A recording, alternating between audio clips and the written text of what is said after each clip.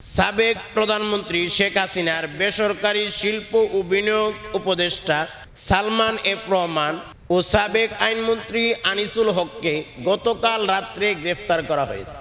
গ্রেফতারের সময় তারা লুঙ্গি পরা ছিল এবং সালমান এফ রহমান সে দাড়ি কেটে ছদ্মবেশ ধারণ করেছে। একটু চিন্তা করেন, তাদের যে এই অধপতন, তাদের যে এই আজকে এমন দুর্দশা, এখান থেকে আমাদের শিক্ষার অনেক কিছু রয়েছে। এবং আরেকটি বিষয় হলো, অনেকে এখানে একটা বিষয় গভীরভাবে অনেকে চিন্তা করে নাই এবং এই বিষয়টা অনেকে আছে বুঝতেও পারে নাই। দেখেন প্রিয় ভাইয়েরা, প্রিয় মা বোনেরা, আমি আপনাদেরকে একটা হাদিস শোনাইয়া দিই, এই হাদিসটা আপনারা মনে রাখবেন। এই একটা হাদিস যদি আপনি আমল করতে পারেন আর বুঝতে পারেন, মনে রাখবেন, আল্লাহ আপনাকে দুনিয়া আখেরাতে সুখ শান্তি দান করবে, দুনিয়া আখেরাতে সফলতা দান করবে। আপনি দুনিয়া আখেরাতে অনেক শান্তিতে থাকতে পারবেন, আপনার দুঃখ কষ্ট থাকবে না, আল্লাহ হেফাজত করবে আপনাকে। এই একটা হাদিস যদি আপনি সঠিকভাবে আমল করেন, দেখেন ভালো করে মনে রাখবেন, এই হাদিসটা খুব মনোযোগ সহকারে শুনবেন। এই হাদিসটি মেশকাতের 204 নম্বর হাদিস। এই হাদিসটি সহিহ মুসলিমে বর্ণিত হয়েছে। আমাদের প্রিয় নবী সাল্লাল্লাহু আলাইহি ওয়াসাল্লাম বলেন, মান নাফাসা আন মুমিনিন কুরবাতান মিন কুরাবিদ দুনিয়া নাফাসাল্লাহু আনহু কুরবাতান মিন কুরাবি ইয়াউমিল কিয়ামা। আমাদের নবী বলেন, যে ব্যক্তি কোনো মুমিনের বিপদ সমূহের মধ্য থেকে কোনো একটা বিপদ যদি দূর করে দেয়, তাহলে আল্লাহ দুনিয়া এবং আখিরাতে তার বিপদ সমূহ থেকে কঠিন একটি বিপদ দূর করে দিবেন। সুবহানাল্লাহ। অর্থাৎ এই হাদিসে বলা হইতেছে, আপনি যখন কারো বিপদ দূর করবেন, কারো বিপদে এগিয়ে আসবেন, আল্লাহ আপনার বিপদে এগিয়ে আসবে। এমনি ভাবে পরের অংশে বলা হইতেছে, মান ইয়াসসার ওয়া মান ইয়াসসারা আলা মুসিরিন ইয়াসসারাল্লাহু আলাইহি ফিদ দুনিয়া ওয়াল আখিরা। যে ব্যক্তি অভাবগ্রস্ত লোকের অভাব সাহায্যের মাধ্যমে সহজ করে দিবে, আল্লাহ তাআলা তাকে দুনিয়া আখিরাতে সুখ শান্তি দান করবেন। অর্থাৎ কোনো অভাবগ্রস্ত ব্যক্তি, দুঃখী ব্যক্তি, তার পাশে যদি আপনি দাঁড়ান, আল্লাহ আপনাকে দুনিয়া আখিরাতে সুখ শান্তি দান করবেন। এরপর বলা হইতেছে, ওয়ামান সাতারা মুসলিমান সাতারাহুল্লাহু ফিদ দুনিয়া ওয়াল আখিরা। যদি কোনো ব্যক্তি কারো দুষ্টুটি গোপন রাখে, তাহলে আল্লাহ তার দুষ্টুটি দুনিয়া এবং আখিরাতে গোপন রাখবেন। সুবহানাল্লাহ। একজন ভাই অন্যায় করেছে, অপরাধ করেছে, একটা দোষ করেছে, আপনি তার দোষটা যদি গোপন রাখেন, তাহলে আল্লাহ আপনার দোষ দুনিয়া এবং আখিরাতে গোপন রাখবে। সুবহানাল্লাহ। কিন্তু প্রিয় ভাইয়েরা, একটা কথা বলি, এখন এমন কিছু অন্যায় আছে, অপরাধ আছে, মনে করেন জালেম জুলুম করতেছে। এখন আপনি যদি জালেমের বিষয়ে মুখ বন্ধ রাখেন, চিন্তা করেন, হায় হায়, জালেমের জুলুম নিয়ে কথা বললে তো দুষ্প্রকাশ করা হবে, তাহলে তো এটা গীবত হয়ে যাবে।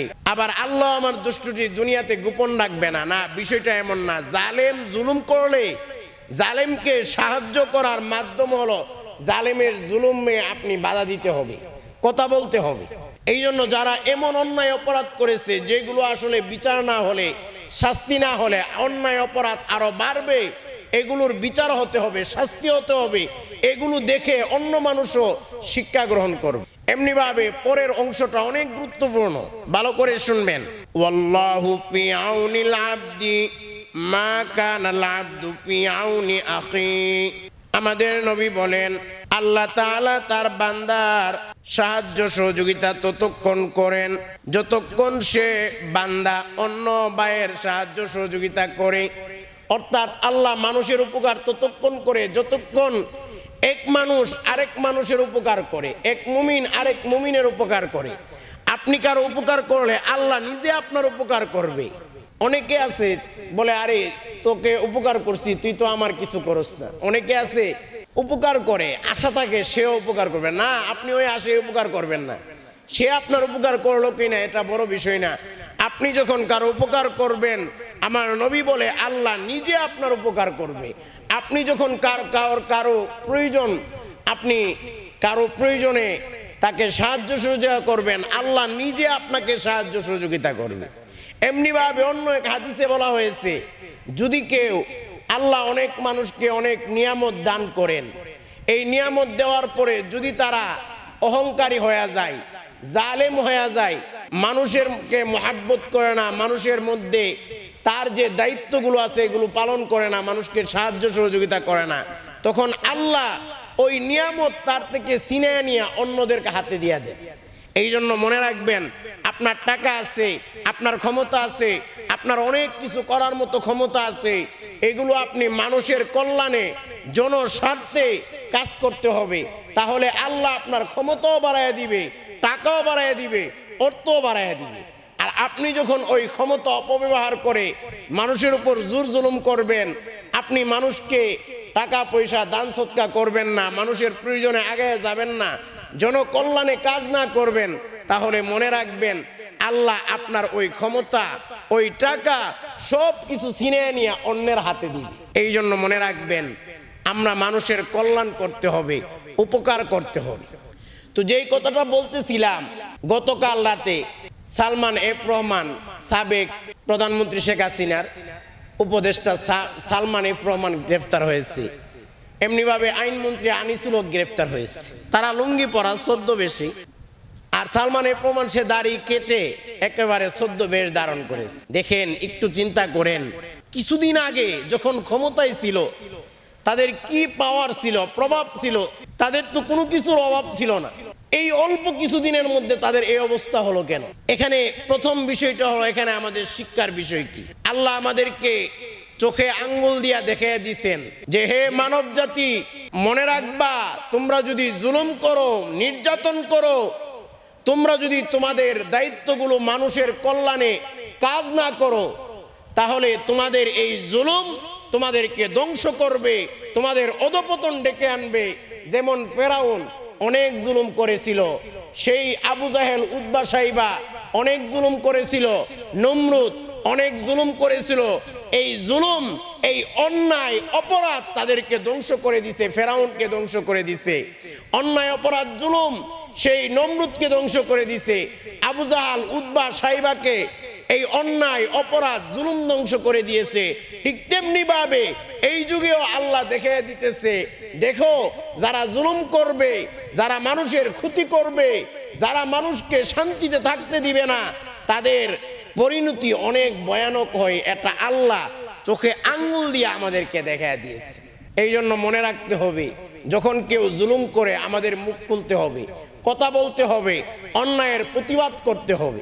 দেখেন, এই যে কিছুদিন যাবৎ সংখ্যালঘুদের অনেক বাড়ি ঘরে হামলা হইতেছে, আমরা মুসলমান সবসময় আমরা বিশ্বাস করি যে আমরা অন্য ধর্মের কারো উপর অন্যায় অবিচার জুলুম করা যাবে না।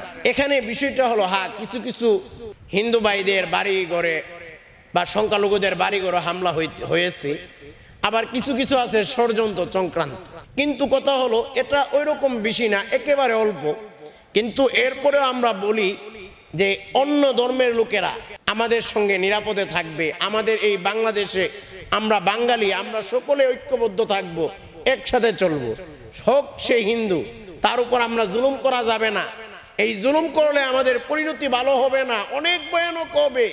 আজকে দেখেন, যারা জুলুম করেছে তাদের পরিণতিটা কি হয়েছে, কোথায় তাদের টাকা, কোথায় তাদের ক্ষমতা, কোথায় তাদের সব কিছু ধ্বংস হয়ে গেছে। এই জন্য মনে রাখবেন, জুলুম মানুষকে ধ্বংস করে। জুলুম, যারা জুলুম করবে তাদের অর্থ সম্পদ সব কিছু ধ্বংস হয়ে যাবে। এই জন্য আসুন আমরা জুলুম নয়, আমরা একে অন্যকে মহাব্বত করি। হ্যাঁ, অন্যায় এটার বিচার হতে হবে, কারণ অন্যায়ের বিচার না হলে অন্যায় বন্ধ হবে না। ওইটা আইন সংস্থার লোকেরা আছে, তারা আইনানুগ ব্যবস্থা নিবে, তবে আমরা নিজেদের হাতে আইন তুলে নিব না। তো এই জন্য প্রিয় ভাইয়েরা, প্রিয় মা বোনেরা, আরেকটি দ্বিতীয় বিষয় হলো যেটা আমাদের অজানা। এই যে দেখেন, আজকে যে যারা এত ক্ষমতা ছিল, এত টাকা পয়সা ছিল, আল্লাহ আমাদেরকে দেখায় দিয়েছে এই টাকা পয়সা, এই কিছু যা কিছু আছে, এইগুলো তোমার, এইগুলোর অহংকার তোমরা করিও না।